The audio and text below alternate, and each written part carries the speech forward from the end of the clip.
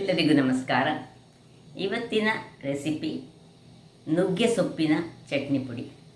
Moringa leaves ಈಗ ಬಹಳ ಟ್ರೆಂಡಲ್ಲಿರುವಂಥದ್ದು. Moringa ಲೀವ್ಸ್ನ ಸೊಪ್ಪನ್ನು ಡ್ರೈ ಮಾಡಿ ಅದರ ಪೌಡರ್ಸ್ ತಯಾರಿಸ್ತಾರೆ. ಆ ಪೌಡರನ್ನು ವಿವಿಧ ಖಾದ್ಯಗಳಿಗೆ ಅಂದರೆ ದೋಸೆ ಮಾಡುವಾಗ ಸಹ ಹಾಕಿ ಬಳಸ್ತಾರೆ.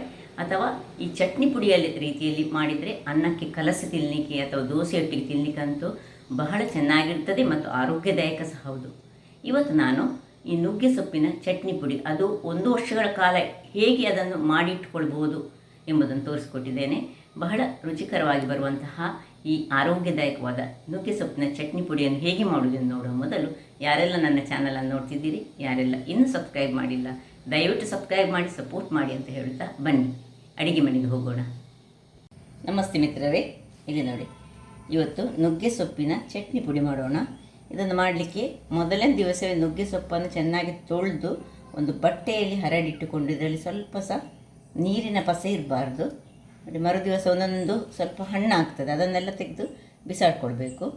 ಇನ್ನು ಬೇಕಾಗೋ ಸಾಮಗ್ರಿಗಳು, ಇದು ಒಂದು 8 ಹಿಡಿ ಆದರೆ ಹೀಗೆ 1 ಹಿಡಿಯಷ್ಟು ಈ ಕರಿಬೇವಿನ ಸೊಪ್ಪನ್ನು ಸಹ ಹಾಗೆ ಚೆನ್ನಾಗಿ ತೊಳೆದು ಡ್ರೈ ಮಾಡಿಟ್ಟುಕೊಂಡಿರಬೇಕು. ಹಾಗೆ ಡ್ರೈ ಕೊಬ್ಬರಿ ಬೇಕು ನಮಗೆ. ಈ ಒಂದು ದೊಡ್ಡ ತೆಂಗಿನಕಾಯಿ ಆದರೆ ಅದು ಅರ್ಧ ಸಾಕಾಗ್ತದೆ ಇಷ್ಟಕ್ಕೆ.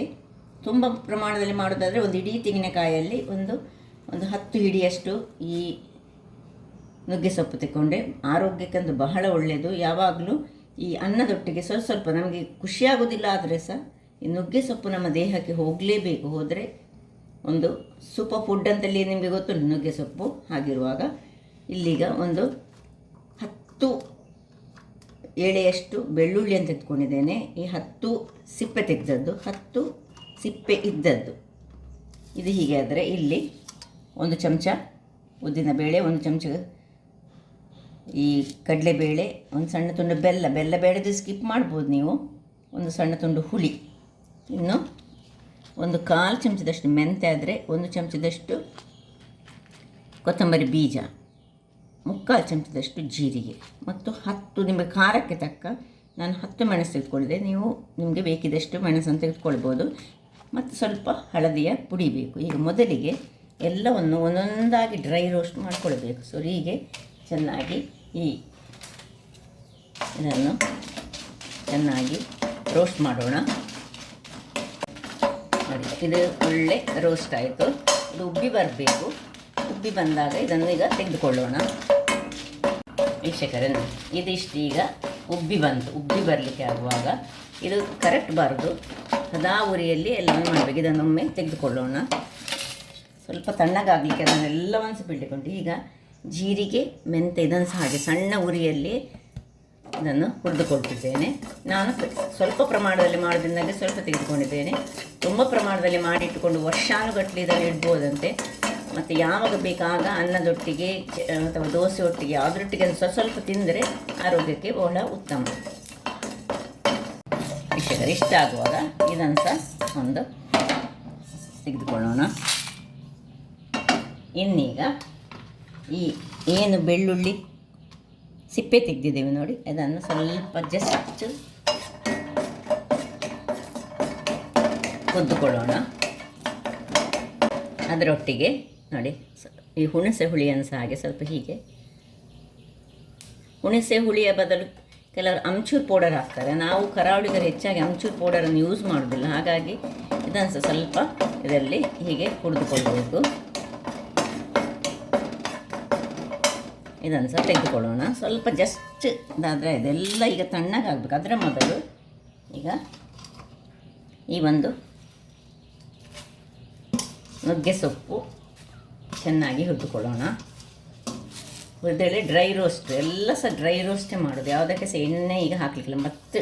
ಮತ್ತೆ ಇದನ್ನು ಪ್ರಿಸರ್ವ್ ಮಾಡಿ ಇಡ್ಲಿಕ್ಕೋಸ್ಕರ ನಾವೊಂದು ಒಗ್ಗರಣೆ ಕೊಡ್ತೇವೆ. ಆ ಒಗ್ಗರಣೆಯಲ್ಲಿ ಇರೋದು ಇದರಲ್ಲಿ ಮೇಯ್ನ್ ಆಗಿರೋದು. ಸ್ವಲ್ಪ ಸಹ ಇದರಲ್ಲಿ ಇದು ಒಳ್ಳೆ ಡ್ರೈ ಆಗೋ ತನಕ ಇದನ್ನು ಸಹ ನಿಧಾನಕ್ಕೆ ಹುರಿದುಕೊಳ್ಳೋಣ.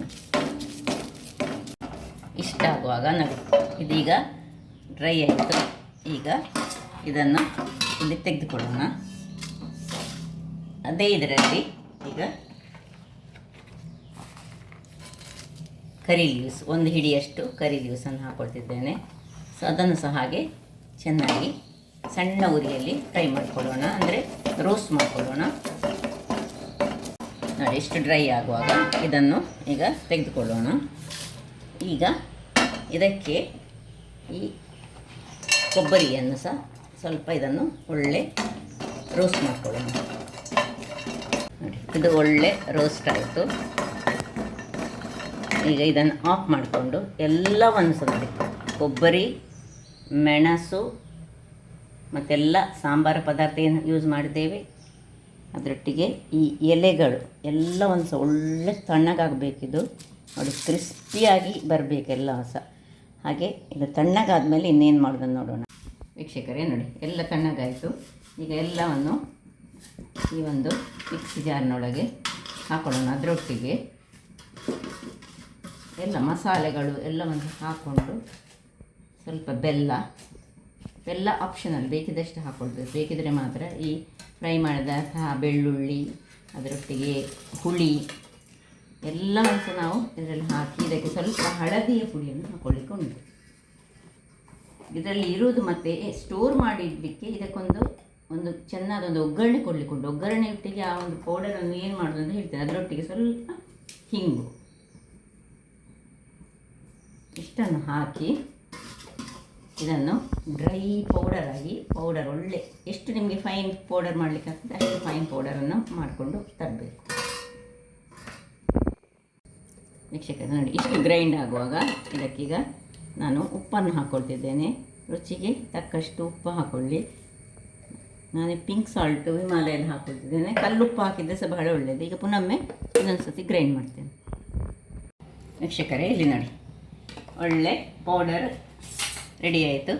ಈಗ ಇದನ್ನೀಗ ಸ್ಟೋರ್ ಮಾಡಿಟ್ಕೊಳ್ಬೇಕಿದ್ದರೆ ನಾವು ಇದಕ್ಕೊಂದು ಚೆನ್ನಾದೊಂದು ಒಗ್ಗರಣೆ ಕೊಡಬೇಕು. ನೋಡಿ, ಇಷ್ಟು ಗ್ರೀನಾಗಿ ಕಲರ್ಫುಲ್ಲಾಗಿ. ನಿಮಗೆ ಇನ್ನೂ ಸಹ ಸ್ವಲ್ಪ ಖಾರ ಬೇಕಿದ್ದರೆ ಹೆಚ್ಚು ಮೆಣಸು ಹಾಕಿದರೆ ಇದು ಸ್ವಲ್ಪ ರೆಡ್ ಕಲರಲ್ಲಿ ಬರ್ತದೆ. ಇಲ್ಲಿ ಈಗ ಒಂದು ಬಾಣಲೆಯನ್ನು ಇಟ್ಕೊಂಡಿದ್ದೇನೆ. ಒಗ್ಗರಣೆಯಲ್ಲೇ ಇರೋದು. ಇದಕ್ಕೆ ಸ್ವಲ್ಪ ಹೆಚ್ಚು ತೆಂಗಿನ ಎಣ್ಣೆ ನಾನು ಹಾಕೊಳ್ತಿದ್ದೇನೆ. ತೆಂಗಿನ ಎಣ್ಣೆ ಬೇಡದವರು ಬೇರೆ ಎಣ್ಣೆಯನ್ನು ಬಳಸ್ಕೊಳ್ಬೋದು. ಈಗ ಇದಕ್ಕೆ 1 ಚಮಚದಷ್ಟು ಸಾಸಿವೆ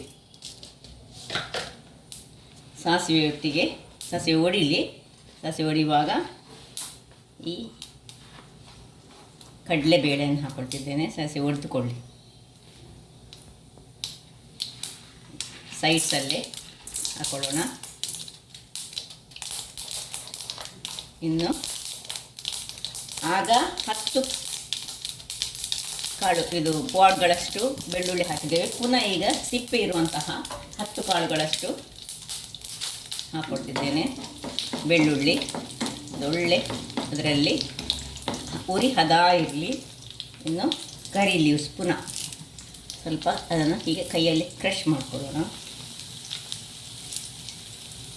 ಕ್ರಷ್ ಮಾಡಿದರೆ ಅದರ ಪರಿಮಳ ಅದು ಬಿಟ್ಕೊಳ್ತದೆ ಅಂತ ಅದನ್ನು ಹೆಚ್ಚಾಗಿ ಕ್ರಷ್ ಮಾಡಿ ಯೂಸ್ ಮಾಡಿಕೊಳ್ಬೇಕು. ಇಲ್ಲದ್ರೆ ಸಣ್ಣ ಸಣ್ಣ ಎಲೆ ಆದರೆ ಸಣ್ಣ ಸಣ್ಣ ಎಲೆಯಲ್ಲಿ ಹಾಕ್ಕೊಳ್ಬೋದು. ಇನ್ನು ಮೆಣಸು, ನಾನು ಖಾರದ ಮೆಣಸು ಸಿಗ್ತದಲ್ಲ ಅದು ಸಹ ಹಾಕ್ಕೊಳ್ಬೋದು. ಸ್ವಲ್ಪ ಖಾರ ಹೆಚ್ಚು ಬೇಕಿದ್ದವರು. ನಾನು ಬ್ಯಾಡ್ಗೆನೇ ಹೆಚ್ಚು ಯೂಸ್ ಮಾಡೋದು, ಅದರಿಂದಾಗಿ ಬ್ಯಾಡ್ಗೆ ಮೆಣಸನ್ನೇ ಹಾಕ್ಕೊಳ್ತಿದ್ದೇನೆ.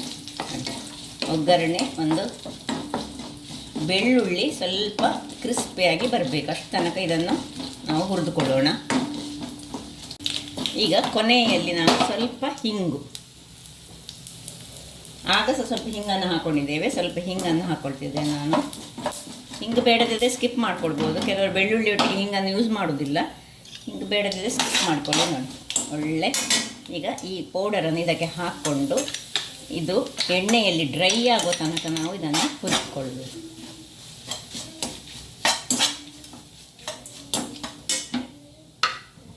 ಎಲ್ಲವನ್ನು ಇದಕ್ಕೆ ಹಾಕೊಳ್ಳೋಣ. ಸೊ ಇದು ಒಳ್ಳೆ ಪುಡಿ ಬರುವ ತನಕ ಹದಾ ಉರಿಯಲ್ಲಿ ಇದನ್ನು ಒಳ್ಳೆ ಫ್ರೈ ಮಾಡ್ಕೊಳ್ಳೋಣ. ವೀಕ್ಷಕರೇ ಇಲ್ಲಿ ನೋಡಿ, ಒಳ್ಳೆ ಡ್ರೈ ಆಯಿತು. ಈಗ ಇದರಲ್ಲಿ ನಿಮಗೆ ಕಾಣ್ಬೋದು ನೋಡಿ, ಪರಿಮಳ ಅಂತೂ ಇಡೀ ಮನೆಯನ್ನು ಆವರಿಸಿದೆ, ಅಷ್ಟು ಚೆನ್ನಾಗಿ ಬರ್ತದೆ. ಈಗ ಇದನ್ನೇನು ಮಾಡಬೇಕಾದ್ರೆ ಕಂಪ್ಲೀಟ್ ನಾವು ತಣ್ಣಗಾಗಲಿಕ್ಕೆ ಬಿಡ್ಬಿಟ್ಟು ಈ ಒಂದು ಬಾಟ್ಲಿ, ಅದು ಸಹ ಗಾಜಿನ ಬಾಟ್ಲಿಯಲ್ಲಿ ನಾವು ಯಾವುದೇ ಒಂದು ಇದನ್ನು ಹಾಕ್ಕೊಂಡಿಡಬೇಕು. ಇದನ್ನೀಗ ಪೂರ್ತಿ ತಣ್ಣಗಾಗಲಿಕ್ಕೆ ಬಿಡೋಣ. ಆಫ್ ಮಾಡ್ಕೊಂಡಿದ್ದೇನೆ. ಸೊ ನೋಡಿ ಎಷ್ಟು ರುಚಿಯಾಗಿರ್ತದೆ, ಮತ್ತು ಮಕ್ಕಳಿಗಂತೂ ಕಣ್ಣಿನ ಆರೋಗ್ಯಕ್ಕೆ ಸಹ ಒಳ್ಳೆಯದು, ತ್ವಚೆಯ ಆರೋಗ್ಯಕ್ಕೆ ಸಹ ಒಳ್ಳೆಯದು, ಎಲ್ಲ ಅಂಶಗಳನ್ನು ಹೊಂದಿರುವಂತಹ ಇದು ನುಗ್ಗೆ ಸೊಪ್ಪು ನಮ್ಮ ಕರಾವಳಿಯಲ್ಲಿ ಮನೆಗಳಲ್ಲಿ ಬೆಳೆಯುವಂತಹದ್ದು. ಇದನ್ನು ಮಾಡಿ ಆನಂದಿಸಿ ಅಂತ ಹೇಳುತ್ತಾ, ನನ್ನ ಈ ಕುಕಿಂಗ್ ಚಾನಲ್ ನಿಮಗೆ ಇಷ್ಟ ಆದರೆ ಬೋಳೂರು ಸೋನ್ ಚಾನಲನ್ನು ಲೈಕ್ ಮಾಡಿ, ಶೇರ್ ಮಾಡಿ ಹಾಗೂ ಸಬ್ಸ್ಕ್ರೈಬ್ ಮಾಡಿ, ಹಾಗೂ ನನ್ನ ಇನ್ಸ್ಟಾಗ್ರಾಮ್ ಪೇಜನ್ನು ಫಾಲೋ ಮಾಡಿ. ಧನ್ಯವಾದಗಳು.